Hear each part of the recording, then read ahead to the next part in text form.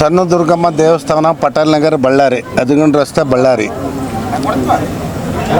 Sir, ಸಣ್ಣ ದುರ್ಗಮ್ಮ ದೇವಸ್ಥಾನದ 9ನೇ ಮಹೋತ್ಸವವನ್ನು ಪ್ರತಿ ಸಲ ಮಾಡಿದಾಗ ಈ ಸಲ ನಾವು ಹಮ್ಮಿಕೊಂಡಿದ್ದೇವೆ. 3ನೇ ತಾರೀಕು ಬಾಲತ್ರಿಪುರಿ ಸುಂದರಿ ದೇವಿ ಅಲಂಕಾರ ಮತ್ತು ಮಹಾಗಣಪತಿ ಹೋಮವನ್ನು ಮೊದಲನೇದಾಗಿ 3ನೇ ತಾರೀಕು ಹಮ್ಮಿಕೊಂಡಿದ್ದೇವೆ.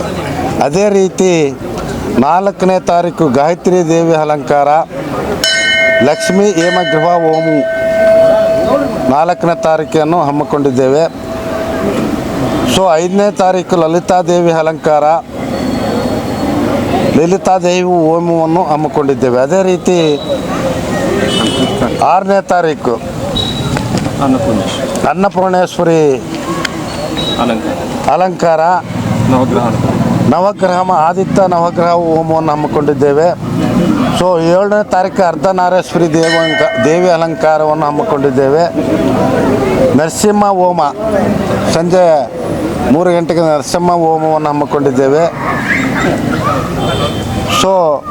8ನೇ ತಾರೀಕು ಮಹಾಲಕ್ಷ್ಮಿ ದೇವಿ ಅಲಂಕಾರ, ಅಷ್ಟಲಕ್ಷ್ಮಿ ಹೋಮ 3:30ಕ್ಕೆ. 9ನೇ ತಾರೀಕು ಸರಸ್ವತಿ ದೇವಿ ಅಲಂಕಾರ, ಸರಸ್ವತಿ ದೇವ ಹೋಮ. 10ನೇ ತಾರೀಕು ದುರ್ಗಾದೇವಿ ಅಲಂಕಾರ ಮತ್ತು ಚಂಡಿಕಾ ಹೋಮ ಅನ್ನದಾನ ಕಾರ್ಯಕ್ರಮ. ವಿಶೇಷವಾಗಿ 4ರಿಂದ 5 ಸಾವಿರ ಜನರಿಗೆ ಅನ್ನದಾನ ಕಾರ್ಯಕ್ರಮವನ್ನು ಹಮ್ಮಿಕೊಂಡಿದ್ದೇವೆ. ಅದೇ ರೀತಿ 7ನೇ ತಾರೀಕು ಶ್ರೀಶೈಲ ಬ್ರಹ್ಮಾಂಬಿಕಾ ಮಲ್ಲಿಕಾರ್ಜುನ ಸ್ವಾಮಿ ಕಲ್ಯಾಣೋತ್ಸವವನ್ನು ವಿಶೇಷವಾಗಿ ಇಲ್ಲಿ ಹಮ್ಮಿಕೊಂಡಿದ್ದೇವೆ. ಪ್ರತಿನಿತ್ಯ ಕಾರ್ಯಕ್ರಮಗಳು, ಅದ್ರ ಜೊತೆಗೆ ಪ್ರತಿನಿತ್ಯ ದಿನವೊಂದು ಕಾರ್ಯಕ್ರಮಗಳು. ಸಾಯಂಕಾಲ 5:30ರಿಂದ ರಾತ್ರಿ 8 ತನಕ ಪ್ರತಿನಿತ್ಯ ಕಾರ್ಯಕ್ರಮಗಳು, ಅದರ ಜೊತೆಗೆ ಪ್ರಸಾದ ವಿತರಣೆ ಕಾರ್ಯಕ್ರಮ ಪ್ರತಿನಿತ್ಯವೂ ಇರುತ್ತೆ. ಈ ಸುಮಾರು 10-12 ವರ್ಷದಿಂದ ಈ ಕಾರ್ಯಕ್ರಮಗಳನ್ನು ಮಾಡ್ತಾ ಬಂದಿದ್ದೇವೆ. ಎಲ್ಲ ನಮ್ಮ ಕಮಿಟಿಯ ಸದಸ್ಯರುಗಳೊಂದು ಸಹಕಾರ ಮತ್ತು ಬಳ್ಳಾರಿಯ ಎಲ್ಲ ಭಕ್ತಾದಿಗಳೊಂದು ಸಹಕಾರದೊಂದಿಗೆ ಈ ಕಾರ್ಯಕ್ರಮಗಳನ್ನು ಆ ದೇವಿಯ ಅನುಗ್ರಹದಿಂದ ಪ್ರತಿ ವರ್ಷ ನಾವು ಹಮ್ಮಿಕೊಂಡಿದ್ದೇವೆ. ಈ ಸಂದರ್ಭದಲ್ಲಿ ಎಲ್ಲರೂ ಸಹಕರಿಸಿ ಆ ದೇವಿಯ ಕೃಪೆಯನ್ನು ಪಡಿಬೇಕಂತೇಳಿ ನಾನು ಆಶಿಸುತ್ತೇನೆ. ಅದರ ಜೊತೆಗೆ ವಿಶೇಷವಾಗಿ 1008 ಉಡಕಿ ಕಾರ್ಯಕ್ರಮವನ್ನು ಹಮ್ಮಿಕೊಂಡಿದ್ದೇವೆ. ಪ್ರತಿನಿತ್ಯ 3ನೇ ತಾರೀಕಿನಿಂದ 9 ಗಂಟೆಲಿಂದ 11:30 ತನಕ ಪ್ರತಿದಿನ 300ರಿಂದ 350 ಜನರಿಗೆ ಉಡಕಿ ಕಾರ್ಯಕ್ರಮ. ಟೋಟಲ್ ಆಗಿ 1008 ಅಂದರೆ 2508 ತನಕ ಉಡಕಿ ಕಾರ್ಯಕ್ರಮಗಳನ್ನು ಹಮ್ಮಿಕೊಂಡಿದ್ದೇವೆ. ವಿಶೇಷವಾಗಿ ಉಡಕಿ ಕಾರ್ಯಕ್ರಮಕ್ಕೆ ಕೆಲವು ಭಕ್ತಾದಿಗಳು ವೈಯಕ್ತಿಕೆಯಿಂದ ಸೀರೆಗಳನ್ನು ಅನುಗ್ರಹ ಮಾಡಿ ಆ ದೇವಿಯ ಒಂದು ಕೃಪೆಯಿಂದ ಅವರು ಸಹಕರಿಸುತ್ತಾರೆ. ಅವರಿಗೆ ಆ ದೇವಿಯು ಸದಾ ಅವರಿಗೆ ಆಶೀರ್ವಾದ ಮಾಡಬೇಕಂತೇಳಿ ಈ ಸಂದರ್ಭದಲ್ಲಿ ನಾನು ಹೇಳಕ್ಕೆ ಇಷ್ಟಪಡ್ತೀನಿ. కృపార్థ సాధికే శరణ్యే త్రయంబకే దేవి నారాయణి నమోస్తుతే. ప్రతి సంవత్సరం కూడా మన అమ్మవారి ఆశీర్వాదంతో ఈ బళ్ళారిపట్నంలో పటేల్ నగర్లో ఈ విశేషమైనటువంటి పూజా కార్యక్రమాలు కానీ, తర్వాత యజ్ఞయాగాది క్రతువులు కానీ, హోమాదులు కానీ, చండీ హోమాలు కానీ, ఇవన్నీ కూడా అమ్మవారి అనుగ్రహంతో అందరి భక్తుల సహాయ సహకారాలతో జరుగుతున్నాయి.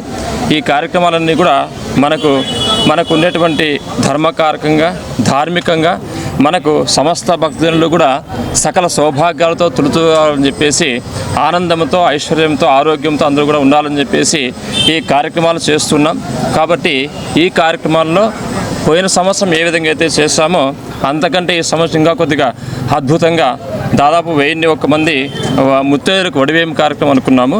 అయితే ఇది ఇంకాస్త పెరిగింది. సంవత్సరంగా దాదాపుగా ఒక 800 మెంబర్స్ పెరిగారు. అందరికీ కూడా ఎవరైతే వస్తారో అందరూ ముత్తైదులకు కూడా మేము ఆ దుర్గమ్మ తల్లి వలె భావన చేసుకొని ఆడవాళ్ళందరికీ కూడా వడివేయం కార్యక్రమం చేస్తున్నాం. అయితే ఈసారి శ్రీశైల భ్రమరాంబ మల్లికా స్వామివారి యొక్క కళ్యాణోత్సవము 7వ తేదీ చేస్తున్నాము. ఆ కార్యక్రమం సాయంకాలం 5 గంటల నుంచి ప్రారంభమవుతుంది. అదైన తర్వాత విశేషంగా అన్నదాన కార్యక్రమం ఉంటుంది, వేద ఆశీర్వచనం ఉంటుంది, దాని తర్వాత మహాచండీ యాగం ఉంటుంది, దుర్గాష్టమి రోజు ఉంటుంది. అదైన తర్వాత మనకు విజయదశమి రోజు ఇక్కడ నుంచి అమ్మవారిని మనము వరద అభయాంజనేయ స్వామి దగ్గరికి తీసుకెళ్ళి అక్కడ ఆయన ఆశీర్వాదంతో అక్కడ బన్ని మహంకాళి పూజ ముగించుకొని మళ్ళీ తిరిగి ఉత్సవమూర్తిగా మన దేవాలయానికి వస్తాము. ఆ విజయదశమి తర్వాత మరుసటి రోజు అమ్మవారికి నిజరూప దర్శనం ఉంటుంది. అంతటితో ఈ సంవత్సరము దసరా కార్యక్రమాలన్నీ కూడా చాలా వైభవపేతంగా ముగుస్తాయి. దానికి ఈ కార్యక్రమాలకి మన బళ్ళారిపట్నంలో ఉండేటువంటి ప్రజలందరూ కూడా వచ్చి ఆ అమ్మను దర్శనం చేసుకొని ఆశీర్వచనం చేసుకొని తీర్థము ప్రసాదం తీసుకొని అన్నదాన కార్యక్రమాలు కూడా తీసుకోవాల్సిందిగా మా కమిటీ తరపున అందరూ కూడా కోరుతూ ఉన్నాము. కాబట్టి ఈ కార్యక్రమానికి అందరూ కూడా సహకారం అందించవలసిందిగా కూడా మేము కోరుతూ ఉన్నాము. జై దుర్గా ಭವಾನಿಗೆ ಜೈ. ಬಳ್ಳಾರಿಯ ನಿರಂತರ ಸುದ್ದಿಗಾಗಿ ಬಳ್ಳಾರಿ ಬೆಳಗಾಯಿತು ಚಾನೆಲ್ನ ಸಬ್ಸ್ಕ್ರೈಬ್ ಮಾಡಿ ಹಾಗೂ ಬೆಲ್ ಐಕಾನ್ ಒತ್ತಿ.